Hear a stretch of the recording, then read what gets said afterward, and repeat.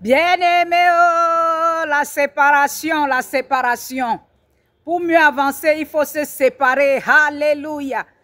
Je vais vous nous raconter l'histoire d'un monsieur. L'histoire vraie, oh, on a enterré le monsieur même. Le monsieur, il allait dans des pays étrangers occidentaux. Il est devenu très riche. Il avait plusieurs terrains dans son pays. Il s'est marié à une femme européenne et il a eu une fille.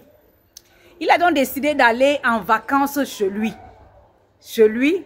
Et il avait des plantations. Donc il a mis des gens qui travaillaient pour lui.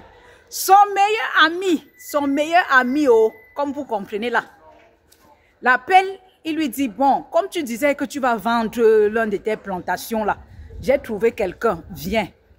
Le monsieur se lève pour partir. Voilà sa femme. La femme blanche là lui dit, hey, comment tu peux partir comme ça avec les dossiers du terrain? Va d'abord, tu causes avec le monsieur. Parce qu'il a pris les dossiers du terrain, il a mis dans le sac. Il dit, va d'abord, tu causes avec le monsieur.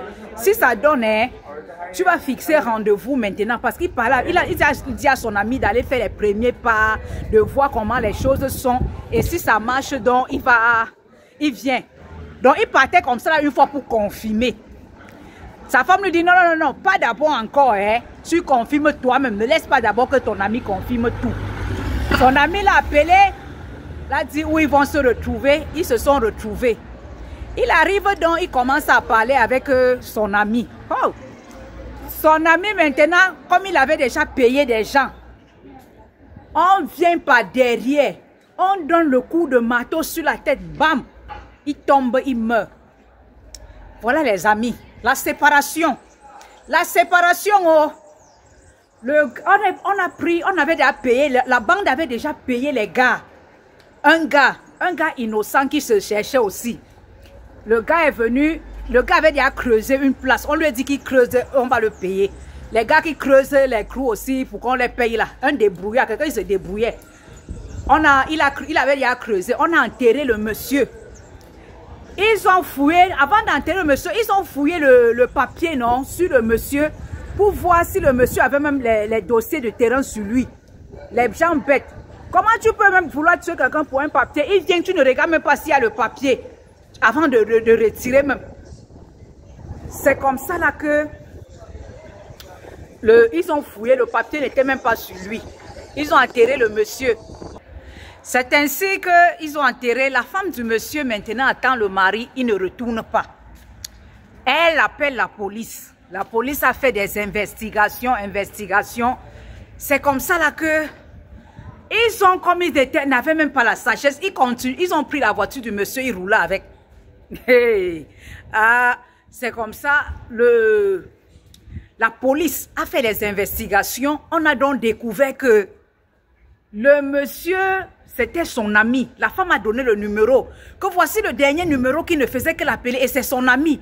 Et la femme appelle aussi l'ami pour demander qu'il est où. La femme, le monsieur, il ne répondait même plus. On a cherché avec l'enregistrement des numéros, arrivé sur le monsieur. Elle dit que c'est le monsieur-ci va savoir où mon mari se trouve. C'est comme ça là. C'est comme ça, comme elle a insisté, expliqué, on a frappé le monsieur, on l'a mis aux aveux. Le monsieur avoue que c'est lui. Il est parti montrer où il a enterré le monsieur. On a enlevé le corps et c'est où on a fait l'enterrement du monsieur. Il est allé chez lui avec sa femme. Sa femme va retourner maintenant seule. Voilà les amis, les mauvais amis, séparez-vous. Bien-aimés, les amitiés, ce n'est pas par force. Tu as le droit de choisir qui veut être ton ami. Tu peux parler avec plusieurs personnes, mais tous ne sont pas tes amis. Faites de bons choix des amis. Parce que l'amitié peut te conduire à la mort. Certaines amitiés peuvent te conduire à la mort. Faites très attention de dire, mais c'est mon intime. J'étais avec lui depuis. Je le connais. On a grandi ensemble. Le monsieur là, à cause de la confiance, le voilà dans la tête. Le voilà. La séparation. Et lorsque même tu vas dans des assemblées bien-aimées, ne vois pas n'importe qui, tu dis que non, c'est la famille chrétienne. Tu t'accroches. Attention, le dos est devenu mauvais. Nous sommes à la fin des temps. Jésus revient bientôt. Bien-aimés, faisons attention. La fin des temps, c'est ce temps-ci. Jésus revient. Jésus revient, faisons attention. N'embrassons pas tout le monde. Sachons choisir avec qui nous allons marcher, nous allons faire même des choses. Être prudent. Dans le salut, le paquet du salut vient avec la sécurité.